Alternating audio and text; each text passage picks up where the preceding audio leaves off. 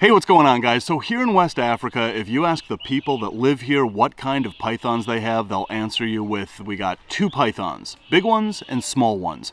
Obviously the small ones are ball pythons, but the big one is the African rock python, the biggest python in Africa. And while I'm here filming for the ball python movie, which is coming up soon, I'm gonna Togo Ghana. I'm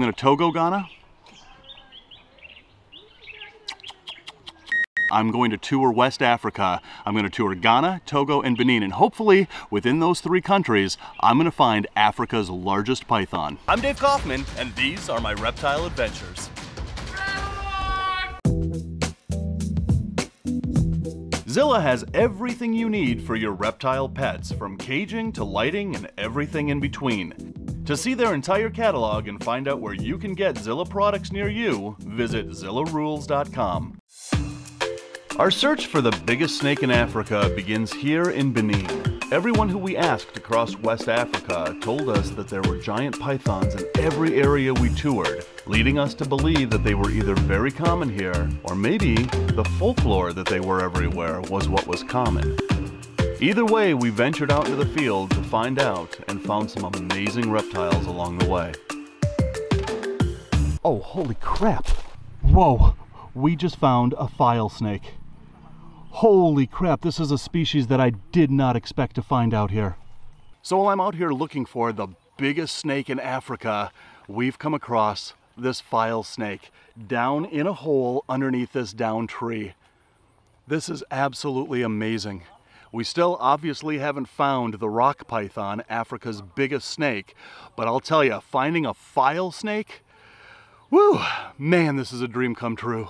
So look at that body. They have triangle-shaped bodies and their spine just sticks out like that. This is such an interesting snake and such a unique snake. But look at this, we just pulled him out of a hole and he is just completely docile. And the reason why these are called file snakes is because of the way that their scales look. File snakes are colubrids, or typical snakes, and there are 15 recognized species in the genus. But this one is the African file snake, which is also known as Cross's file snake. They prey on small mammals and lizards, and they're not very big. They only reach a length of 3 to 4 feet. They will occupy old abandoned burrows of rodents where they shelter from the intense African heat. They are also adept at burrowing for themselves. Their flattened head is a perfect burrowing tool. But here in Benin, the ground is hard and compact, and that may explain why this one's nose is rubbed raw. Alright, I was just about to let the file snake go. We've got some company over there. Okay, well, we gotta move on here, so I'm gonna take this guy back, and I'm gonna put him right back down this hole where he was. Go on, buddy. Go on.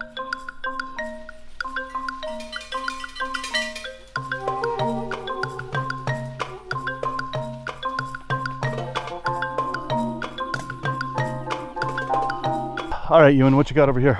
Egg eater. You found an egg eater. Look at this. You couldn't have called out and said you found one? Nope. Out of energy. But look at this guy. Yeah, he sure is. Come here, buddy. Look at this egg eater.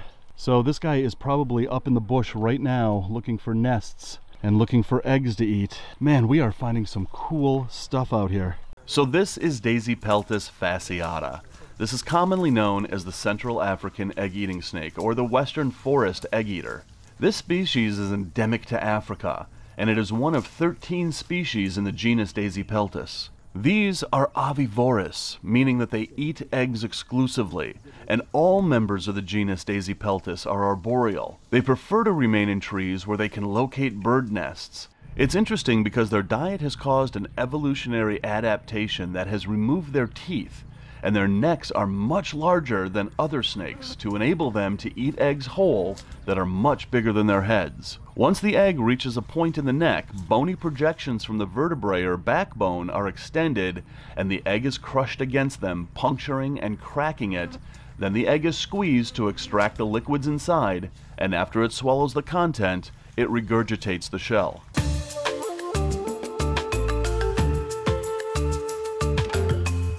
We found some amazing things in Benin, but we didn't find the giant python we were after. So we zigzagged back to Ghana to try our luck there. And what we did find all over West Africa was the most common reptile there, the red-headed Agama. Everywhere we went across all 3 countries, red-headed Agamas were everywhere. There is sexual dimorphism in red-headed Agamas, with the males being much more boldly colored than females. These are strikingly beautiful lizards with bright red heads, dark bodies, and a red tip to their tails. Females are much more drab-colored, and juveniles of both sexes have this amazing neon green mottled pattern to their heads. To be honest, I'm not so sure why these are so common here, but they are literally everywhere throughout, and oh, alright, well, yeah, I think I get it now why they're so common. Mating happens throughout the year, and as you can see, well, it's pretty aggressive. On days that we looked for the rock python and didn't see anything, we never got skunked, because, again, the red-headed Agama is the most common lizard all over West Africa. Even in downtown Accra at more modern shopping malls, you could see red-headed Agamas. They literally are running everywhere. Our quest for the rock python took us north in Ghana, where we saw some of the only wildlife left in this part of the country. These daredevil baboons playing chicken with the cars along this busy highway was a much-needed break, as my anxiety was starting to kick in with the thought that I might not find this python. But our hope was restored as we got a call that a giant python was seen on the same savanna that I filmed the Savannah Monitors in the Wild video. But as we were looking out for the python, we found some really cool reptiles as well. Oh, you got another one! A nice little sand snake. Look at this. Can I see you? Hey, I said, can I see you? Come here. Let me take a look at you. So these are really super cool, mildly venomous, rear-fanged snakes. And I'm not so sure how potent the venom is. And to be honest, I really don't want to find out. This is about the second one that we've seen. And our guide has said that he's seen a couple of them that were pretty fast, but as you can see, they completely chill out. He's opening his mouth just a little bit there, but there we go. Easy, easy, easy. I do not want to get tagged by this guy because I'm not exactly sure the potency of venom. I have read that, you know, it can be mild, and I've read that it can be severe. So I'm just going to very gently work with this snake and just keep most of his belly on the ground so that he feels secure. But these are really docile snakes. They, you know, of course, when you first catch them, they go into that flight or fight response, and, you know, they believe that a predator just grabbed them and they're about to be killed and eaten. But after they realize that I'm no threat, they're going to calm down like this. And man, this is such an awesome, awesome snake. But these guys have really awesome coloration. There's grays, there's blacks, there's orange stripes, and they've got that leopard print head that I just really love in a snake. But as you can see, the snake is perfectly calmed down. And the reason why the snake is calmed down is because, again, he now doesn't see me as a threat, and I'm keeping most of his belly on the ground so that he feels secure. If you pick a snake off the ground, they're not supposed to be picked off the ground. The things that pick them off the ground here in the wild are birds of prey or other predators that then drag them away and eat them. And if he can feel his belly on the ground, that's part of making the snake more comfortable and making him realize that I'm not a predator that's about to take him away and eat him. But this is such an amazing snake. Look at this. I'm completely hands-free now, and this snake is just sitting here right before me. That is pretty awesome. All right, guys, so no sooner did we release that sand snake, and we found this dude. Look at this. This is one of the giant skinks that is found here in Africa, and this is very similar to the fire skinks that we all know and love, but this guy is called an orange-flanked skink. There's a lot of other names that it goes by, but I just know these as orange-flanked skinks. That's a mouthful to say, but look at this guy. This guy is so awesome. And they really resemble the broad-headed skinks that we have in the United States in basically just their size and their head shape. They really have that classic skink body and those really smooth scales that skinks have. But man, those orange sides, these are just awesome, awesome skinks. But I don't know, you know, skinks are amongst my favorite lizards. They're found on every single continent except for Antarctica. Such an amazing lizard. Cool, and the dog's puking. All right, guys, so our time in Africa is now coming to an end. We've only got a few more days left out here and still have not seen a giant rock python out here, but we're in an area, a kind of a forested area in the middle of the savannah where everything has thorns. All right, so right in here, look at the size of this termite mound, and this is where a rock python was seen.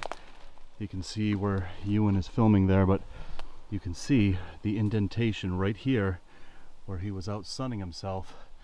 And this huge termite mound is his home. We are getting closer to finding this snake. But look at this. There's this huge hole. I can fit my whole arm in there. And that is where the rock python is living. And he's around here somewhere. We are getting so much closer to finally finding this snake. There's the back entrance. And he could be in here. But look at this.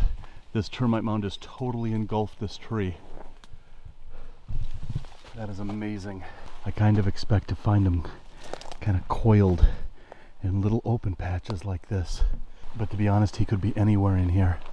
We've got so little time left to find this snake.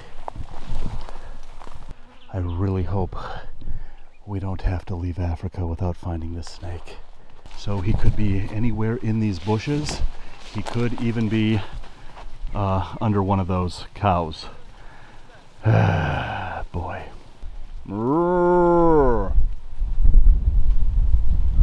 Look at those guys. They're like, how did that cow get a camera?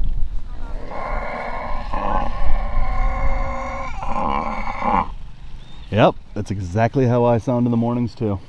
African rock pythons live in varied habitats, from the savanna to the mountains to the rainforest to dry tropical forests and in human habitations. And in our quest to find it, we visited all of these habitats. Usually, we came up empty-handed, but I was determined not to leave Africa without seeing one in the wild.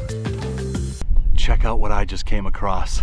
This is an emperor scorpion actively feeding on all of these ants. He just has an ant smorgasbord, and I've been watching him eat at least a dozen ants in the past couple of minutes that I've been watching him. That is one happy emperor scorpion. This is so cool. Man, you gotta love Africa. All right, so here's my camera bag, and this is why you have to be very careful where you put your camera bag. I've got a little hitchhiker that wants to come back to Minnesota with me. But, come on, little dude. Come on, come on, come on. You gotta stay in Africa, buddy. Look at this. He's like, take me to America. Come on, off my bag. Off. Oh, he is just clinging. Off. Unless you know how to work a drone, you cannot come with me. He's just totally holding his ground. Oh man. All right, fine. You can come to Minnesota with me. Let's go. All right, so it's getting to be evening here. We found some cool stuff out here on the savannah today, but we came back to this giant termite mound to see if that rock python made an appearance, and he's wedged in there. We'd have to destroy this entire habitat in order to get him. Obviously, I'm not willing to do that, but my hope was that if we gave this some time, he might come out on his own, and he didn't. So we're leaving this place empty-handed again. But we've got only a few days left out here, and man, I'm getting nervous that I'm gonna have to leave Africa without seeing a giant rock python out here. But we do have a couple more days out here. I'm gonna try to remain optimistic, but anyway, sun's going down. We've got to get out of here for some reason. Nobody wants to be out in the bush at night.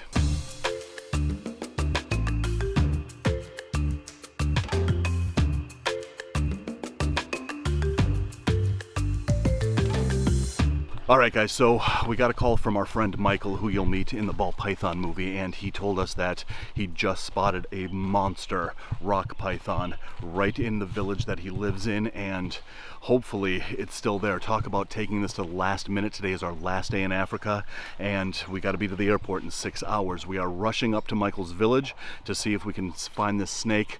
Hopefully it's still there. He just called and said it's there. It'll probably take us 20 minutes to get up there. Fingers crossed this python is still there. All right, so we just raced to get up here. This is the little village that Mike lives in, and somewhere in this yard here is where he said that he saw the python. Michael is over there with you and looking. I'm gonna look right in here. Come on, be here, be here, be here. But it's still early in the morning. Even though it's sunny, it's not yet the heat of the day, so the chances of this python being out and not underground is probably pretty good. Come on, come on, come on, come on. Maybe up here. Just be there. Just be here. Just be here.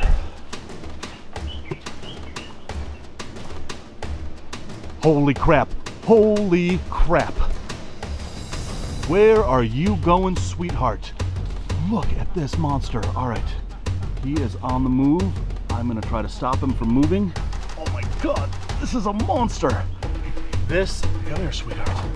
This is a rock python. These guys have a reputation of being really nasty. This guy just seems to want to get away from me here. He's not even hissing yet, but these guys, come here, come here, come here. Look at this. All he's doing is trying to get away from me. I expected to find these and have a face full of teeth coming at me. Come here, sweetheart, come here. All he wants to do is get away. But look at this snake. Look at the girth on this thing. Holy crap. And she is big and healthy and beautiful. I'm not gonna get very close to that mouth because any second she's gonna get way annoyed and she's gonna come at me with those teeth. And these guys have extremely sharp and long teeth. And what happens is if he grabs me, he's gonna pull back with those teeth and he's gonna slice me open, and then I'm not gonna get to the airport. I'm gonna have to go to the hospital. So I'm gonna try to keep an eye on that face, but look at the girth on this snake. This is the biggest snake in Africa. She's gonna get very, very snappy in a second. Woo! Easy, easy, easy, easy, easy, easy, easy, easy, easy. Now she's starting to get a little agitated. She's starting to look at me a little cross. Whoa! Now it's acting like a rock python. Oh, she's gonna tag me. Easy, easy, easy, easy. That's beautiful. Whoa! Whoa! This is exactly what I wanted to find here in Africa. Other than, of course, the ball pythons. Easy. Whoa, whoa, whoa, whoa, whoa, whoa, whoa, whoa! I don't want that head anywhere near me, because even though she's not hissing, she can still lash out and give me a really nasty bite. All right, we've got to make a decision on what to do with this snake, because if we leave him here, he is going to be killed, which is a sad kind of reality. Just grab the windsock off my mic, but the girth on these snakes is absolutely astounding. You know, we work with retics, we work with Burmese pythons. These snakes are so much more heavy-bodied than those snakes are, and this is a heavy, heavy snake. Easy. Put her over here. There we go, there we go. Okay. There we go. Whoa! That's what I was worried about. So now she's starting to get, boy, now she's starting to act like a rock python. So I brought her out of her comfort zone, and now this is living up to the reputation of a rock python. Whoa, whoa, whoa, whoa, whoa, easy, easy. They are snakes that have a really, really bad attitude. And now she's, whoa, whoa, whoa, whoa, that one almost clipped me. There we go. There we go. Easy, easy, easy. All right. Yeah, and there's the hissing and the carrying on that these snakes are so well known for. But hopefully I've got her calmed down a bit. But look at this pattern.